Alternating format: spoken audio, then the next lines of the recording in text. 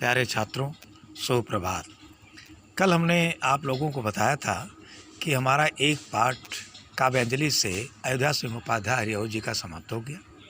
आज हम लोग गद्य गरिमा से पहला पाठ अर्थात राष्ट्र का स्वरूप नामक पाठ को पढ़ेंगे, उसका अध्ययन करेंगे। प्यारे छात्रों, पहले किताब पढ़ने से पहले, गद्य अवतरण पढ़ने से पहले हम लोग ज़रा लेखक के बारे में, उनका जीवन परिचय और उनकी रचनाओं को समझ लें। इसके बाद पाठ का थोड़ा सारांश समझ लें, तब हम लोग इसके आगे पढ़ेंगे। तो प्यारे छात्रों, इस राष्ट्र का स्वरूप नामक पाठ को लिखने वाले यानी इसके लेखक वासुदेव शरण अग्रवाल जी हैं। अब इनका जीवन परिचय मैं बता रहा हूँ कि वासुदेव शरण अग्रवाल जी द्विवेदी युग के एक महत्वपूर्ण लेखक थे, निबंधकार थे और इनका जन्म परिचय इस प्रकार है। इनका जन्म उत्तर प्रदेश के मेरठ जिले के खेड़ा नामक स्थान पर सन 1904 ईस्वी में हुआ था और ये प्रारंभिक शिक्षा, क्योंकि इनके माता पिता लखनऊ में ही रहते थे, इसलिए प्रारंभिक शिक्षा लखनऊ में ही हुई और इसके बाद बीए इन्होंने काशी हिंदू विश्वविद्यालय वाराणसी से किया। इसके बाद फिर लखनऊ जाकर इन्होंने एमए, पीएचडी, डीलिट की उपाधि प्राप्त की। इसके बाद ये मथुरा तथा लखनऊ के पुरातत्व विभाग के निरीक्षक पद पर कार्य किया और अंतोगत्वा फिर यह साहित्य की सेवा करते हुए 1967 ईस्वी में स्वर्गलोकवासी हुए। आगे है इनकी रचनाएं। प्यारे छात्रों, इन्होंने बहुत अधिक निबंध नहीं लिखा, लेकिन इनका एक तरह से निबंध देखा जाए तो जो भी है वह बहुत ही महत्वपूर्ण निबंध है। इनका पहला है कल्पलता, कल्प वृक्ष, वाग्धारा, भारत की एकता, कला और संस्कृति, धरती पुत्र, ये इनके महत्वपूर्ण निबंध हैं। प्यारे छात्रों, अब इन्होंने जो प्रसिद्ध निबंध लिखा है वह धरती पुत्र से लिया गया है और निबंध का नाम है राष्ट्र का स्वरूप। अब इसके अंतर्गत थोड़ा इसका सारांश मैं बता रहा हूँ पाठ का, कि इसका आशय यह है कि किसी भी देश का, किसी भी राष्ट्र का स्वरूप कैसे निर्धारित होता है। तो निबंधकार ने यह बताया है कि किसी भी राष्ट्र का स्वरूप निर्धारण करने में 3 बातें प्रमुख रूप से देखी जाती हैं या मानी जाती हैं, उनकी महत्वपूर्ण भूमिका है। और पहला है जन, पहला है भूमि, दूसरा है जन और तीसरा है संस्कृति। यानी इन तीनों के आधार पर किसी भी राष्ट्र के स्वरूप का निर्धारण किया जाता है। अब चलिए समझा जाए कि भूमि क्या है। तो प्यारे छात्रों, यह जो धरती का ऊपरी भाग है जिसे हम भूमि कहते हैं, आध्यात्मिक दृष्टि से देखा जाए तो यह, इसका निर्माण देवताओं ने किया है। भौगोलिक दृष्टि से ये उथल पुथल और अनेक घटनाओं से इसका निर्माण हुआ है, लेकिन हम लोग यहाँ देखते हैं कि देवताओं ने, मान लेते हैं आध्यात्मिक दृष्टि से कि देवताओं ने इस भूमि का निर्माण किया है। अब बात यह रह गई कि भूमि कैसी है। यदि भूमि उपयोगी है, उपजाऊ है, तो लोग वहाँ अधिक निवास करते हैं, उससे अधिक लगाव रखते हैं और उसके महत्व को समझते हैं और उसके लिए अपने जान तक को देने के लिए तैयार हो जाते हैं।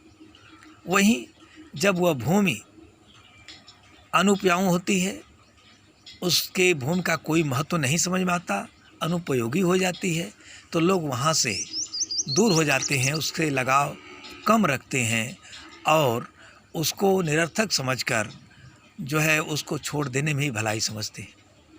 प्यारे छात्रों, अब यहाँ पर यही बात देखने की है कि कोई भी भूमि बेकार नहीं है, केवल हमने उसका ठीक ढंग से अध्ययन नहीं किया और ठीक ढंग के अध्ययन न करने से हमारा उस भूमि से जो अनुपजाऊ है, अनुपयोगी है, हम उससे दूर हो जाते हैं। लेखक का कहना यही है कि एक विकसित राष्ट्र अपने देश की हर भूमि की जांच पड़ताल करता है और अपना धर्म मानता है। हर दृष्टि से उस पर विचार किया जा सकता है। जैसे अगर वह भूमि कृषि योग्य है तो कृषि की जाए, अगर वह भूमि किसी अन्य लायक है तो उसका उपयोग किया जाए। उसकी हर प्रकार से जांच पड़ताल करना परम आवश्यक है। उदाहरण के लिए मैं एक बात बता रहा हूँ कि जैसे अगर कोई भूमि पथरीली है, नीचे पत्थर की चट्टानें हैं जो खेती के लिए अनुपयोगी हैं, लेकिन अगर उस मिट्टी का हमने शोध किया और पता चला कि पत्थर है और उस पत्थर से हम मूर्ति बनाकर, उस पत्थर से हम पिलर बनाकर, अनेक जनोपयोगी जो है वस्तुएं बनाकर हम उसका प्रयोग कर सकते हैं और वही चीज़ एक बार बहुत कीमती बन जाती है, वही भूमि बहुत कीमती बन जाती है। उदाहरण स्वरूप जैसे सोनांचल की लिया जाए, सोनांचल को यानी सोनभद्र को, तो सोनभद्र में अधिकांशतः कंकरीली पथरीली भूमि है, लेकिन इधर देखा जा रहा है तो ये लोगों ने उसका जो है अध्ययन करके उसके अंदर पत्थर को निकाल करके और उसको तराश करके ऐसे ऐसे स्तंभ बना रहे हैं जिनका गृह निर्माण में बड़ा उपयोग होता है। तो वह जो अब तक बेकार पड़ी रही उसको उपयोगी बना करके उस भूमि की कीमत बढ़ा दी जाती है। तो अगर हम शोध नहीं करेंगे तो वह हमारे लिए अनुपयोगी रहेगी, अगर हम शोध करते हैं तो वह उपयोगी बन जाएगी। इसलिए लेखक यह हमें बार बार सुझाव देता है कि भूमि की हर प्रकार से जांच होनी चाहिए, किस लायक है, और उसको उपयोगी बनाने की कोशिश करनी चाहिए। प्यारे छात्रों, भूमि जितनी उपयोगी होगी उतना ही हमारी राष्ट्रीयता की जड़ें गहरी तक जाएंगी और उसको हम छोड़ने में जान तक दे देंगे और उसे हम मरते दम तक छोड़ने को तैयार नहीं होंगे। अब दूसरा राष्ट्र का जो निर्धारण है या निर्धारण करने के तत्व हैं वो उसका नाम है जन।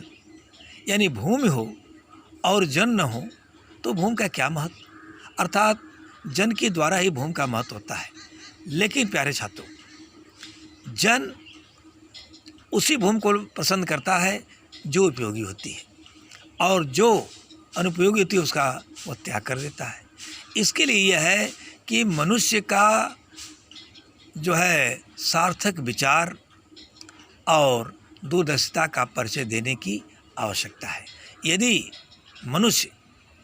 यदि जन जो है उसकी अनेक प्रकार से शोध करके अगर भूमि की उपयोगिता सिद्ध कर देता है तो उसका लगाव अटूट हो जाता है और फिर वह कहने लगता है कि माता भूमि पुत्रो हम पृथिव्या, अर्थात सब कुछ देने वाली यह माता की तरह से यह भूमि हमारी माता है, हम इसके पुत्र हैं। क्यों ऐसा भाव आता है? क्योंकि जो भी दुनिया की चीज़ें देखी जा रही हैं हमें सब भूमि से प्राप्त होती है, सिर्फ हमें ज्ञान नहीं है कि हम भूमि से प्राप्त कर रहे हैं। हम कहते हैं, जैसे जन्म को ही ले लिया जाए, हम कहते हैं हम पिता की संतान हैं, लेकिन वास्तव में किसी मनुष्य को जन्म दिया है तो भूमि ने ही दिया है। इस आधार पर देखा जाए तो जन और जन के अंदर पलने वाली वह भाव पृथ्वी के या भूमि के से उसका अटूट संबंध होना चाहिए, तभी वह भूमि उपयोगी होगी। अगला है राष्ट्र के निर्धारण में तीसरा तत्व है संस्कृति। संस्कृति यानी अच्छे किए गए कार्यों का संकलन जो हमारे पूर्वजों से होता आ रहा है और हम उसकी नकल करते हुए आज भी चला रहे हैं, यानी जिसका संबंध पूर्वजों से लेकर के आज तक बना हुआ है। संस्कृति भी दो प्रकार की होती है, एक कुसंस्कृति, एक संस्कृति या जिसको सद्वृत्ति कहेंगे। तो यहाँ आशय है सद्वृत्ति से ही, क्योंकि अगर भूमि हो, जन हो, अगर हमारे पास संस्कृति नहीं है तो राष्ट्र का लोभ समझिए। और ठीक उसी प्रकार है जैसे मनुष्य का पूरा शरीर हो लेकिन धड़ उसका सिर उसका न हो, कबंध मात्र माना जाएगा। और संस्कृत के न रहने से न भूमि और न वह मनुष्य, दोनों का महत्व समाप्त हो जाता है और अंतोगत्वा विनाश को प्राप्त होता है। प्यारे छात्रों, यह बात सोचने की ज़रूरत है कि अगर मनुष्य के अच्छे विचार, अच्छे कार्य, अच्छी कार्य करने की परंपरा है तो वह अवश्य विकास करेगा। और यदि उसकी संस्कृति अच्छी नहीं है तो वह राष्ट्र का ह्रास करेगा और यहाँ तक जो है राष्ट्र का विनाश करके ही दम लेगा। उदाहरण स्वरूप मैं एक बात बता रहा हूँ, जैसे श्रीलंका, राम के समय लंका जो है सोने की नगरी थी, लेकिन वहाँ के रहने वाले लोग अच्छी संस्कृति में पले नहीं थे, कुसंस्कृत में पले हुए थे। परिणाम ये हुआ कि वह कभी सदाचार जानते ही नहीं थे, हमेशा दुराचार का पालन कर रहे थे और इसी कारण संपूर्ण सोने की लंका को जलकर भस्म होना पड़ा, यानी इसको जलाकर भस्म कर दी गई केवल संस्कृत मात्र से। तो किसी भी राष्ट्र के निर्धारण में संस्कृत की महत्वपूर्ण भूमिका होती है और संस्कृत ठीक उसी प्रकार मानी जाती है जैसे कोई पौधा है या पुष्प है और उस पुष्प के पौधे का जो फूल होता है वहीं फूल की पहचान बनता है, वही संस्कृत की पहचान है कि मनुष्य के किए गए अच्छे कार्यों का जो समूह है, रूप है, वही संस्कृत कही जाती है। और जो है हम बिना संस्कृत के विकास नहीं कर सकते। यद्यपि हर देश, समाज और जात की संस्कृति अलग अलग होती है, लेकिन फिर भी एक सबके मिला करके एक राष्ट्रीय संस्कृति बनती है जो राष्ट्र के धारा को तेज करती है, राष्ट्र के विकास में सहयोग करती है। तो वह राष्ट्रीय संस्कृति हमको अपनाने की ज़रूरत है। तो इस तरह से भूमि, जन और संस्कृति तीनों के बारे में सारांश के रूप में थोड़ा हमने बताया। अब मेरे प्यारे छात्रों, कल इनके यानी राष्ट्रस्वरूप के गद्य अवतरणों को पढ़कर मुख्य जो अर्थ हैं बताए जाएंगे और उसकी जो साहित्यिक सौंदर्य है उसके बारे में बताए जाएंगे। कल किताब लेकर के आना। आज हम इतना ही समाप्त करते हैं। धन्यवाद।